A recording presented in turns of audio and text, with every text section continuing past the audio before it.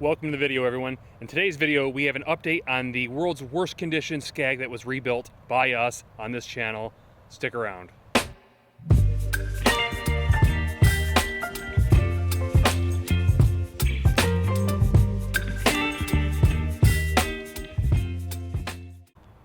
Alright, so today's video is going to be a really simple video, just basically showing you a few things that I had to do to make this mower basically more reliable and perfect running while I was using it.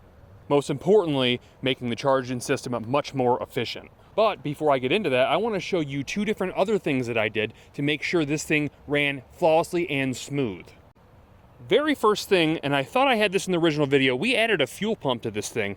Now the problem with the fuel pump is even low pressure 2 to 5 psi had this thing surging like a water fountain into the engine, which is not a good thing. You do not want that. And so I realized I couldn't run that. But what I could do is use this as an amazing priming fuel pump. And so what I did was I went ahead and took out the push fuse because I find those things kind of pointless, and ran a real fuse inside this box right here. That gave me space right here to add my button, which is a momentary push button. So when I press this button, it primes the fuel, but only when the key is on. So it actually works really, really well.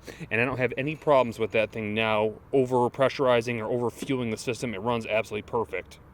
The second thing that I did was I added a kill switch. For those of you like me that live in a 4-season climate type scenario, you're probably not using your mower all year long, and if you don't want to have to pull the battery off all the time, I find it just as easy to have a kill switch on it. Now, I made this kill switch out of an old jump box from Harbor Freight that I had. These switches work amazing. They're very, very reliable. I used it off that, and then basically from there, I went ahead and 3D printed this piece that you see right here, this bracket to hold it. If you guys are interested in that and just happen to randomly be using one of those switches, I'll put a link in the description below for that. Now, third and most importantly, and probably the reason you guys are here if you weren't subscribed or you hadn't seen this video on this build before, just as a reminder, this literally was the world's worst one if you see the pictures.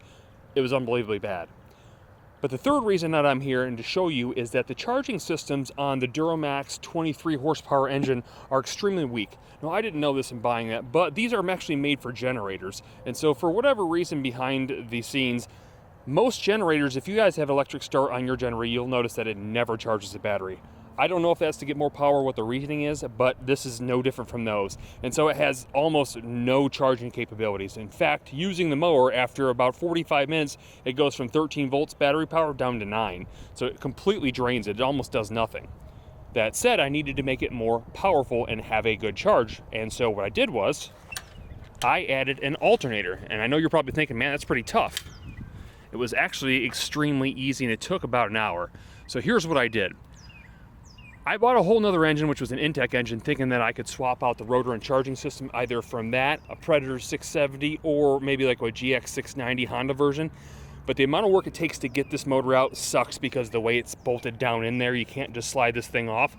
I didn't want to go through that, and I didn't want to have a problem where if I ever had to change the coil, I had to go through that headache. So I liked the idea of an external alternator. Here's what we have. We have basically a John Deere tractor alternator. All I did was get a longer main belt that you see right here, and then mounted it, as you'll see right here, 2 bolts going through. Now, there's a 53 millimeter spacer behind each one of these posts to keep that in perfect alignment with the rest of the pulleys right here. And if you look at the picture right now, you'll see some measurements exactly where I have this thing mounted to give you an idea if you guys are going to do this, where you might drill those holes. Now, moving forward, after this thing is mounted, it's pretty straightforward. You'll see that what happens is you're going to have to cut the end of the alternator off right here. And again, don't worry, all these parts will be in the link in the description below. But you'll want to put spade terminals on here, female terminals, to get to the 2 outside pins you'll see right here on our regulator. And then the wire in the middle is our battery positive that runs all the way across the side and back up into the battery right here.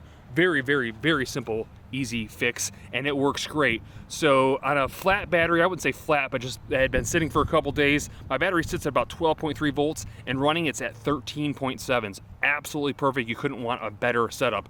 Now again, this was a really easy fix. This is something I feel maybe the manufacturer could have fixed, but given the circumstances that they're for a generator and not for machines like this, or a lot of times I'll see these motors on like outboard rigs for little boats, duck blinds, things of those natures, or farming equipment, things like that, where you can't run the lights, you can't really do a trolling motor, you can't do anything because all it does is drain the battery. And you guys obviously don't want to go home and change or replace or charge the battery every night. It's kind of a pain in the butt. All this for under 100 bucks. It was a great deal. Now, I hope you guys enjoyed the video. It's a very simple one, like I said. If you guys liked it, hit the thumbs up. And if you haven't already, click that subscribe button. You can see more wild builds coming just like this one here.